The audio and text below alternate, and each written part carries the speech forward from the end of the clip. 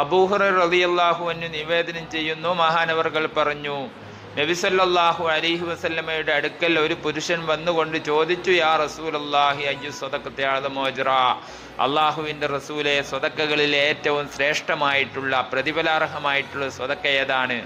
കാലപ്പോൾ നബി സല്ലല്ലാഹു അലൈഹി വസല്ലം പറഞ്ഞു, അന്ത സ്വദ്ദഖ വ അന്ത സ്വഹീഹുൻ ഷഹീഹുൻ തഖ്ശൽ ഫഖറ വ തഅമുലുൽ ഗിനാ, നീ സമ്പത്തിനെ ആഗ്രഹിക്കുന്നവനും ദാരിദ്ര്യത്തെ പേടിക്കുന്നവനും പിശുക്കുള്ളവനും ആരോഗ്യ ദൃഢഗാത്രനുമായ അവസ്ഥയിൽ നീ ചെയ്യുന്ന സ്വതക്കയാണ് ഏറ്റവും പ്രതിഫലാർഹം.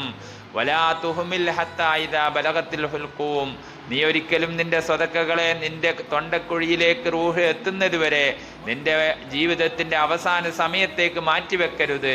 കുൽത്തലി ഫുലാനിങ്കതാ വലി ഫുലാനിങ്കതാ, നീ മരണമാസന്നമായാൽ ഇന്നാലിന്നവന് ഇന്നത് കൊടുക്കണം, ഇന്നാലിന്നവന് ഇന്നത് കൊടുക്കണമെന്ന് പറയുന്നു. വഖദ് കാന ലി ഫുലാനിങ്കതാ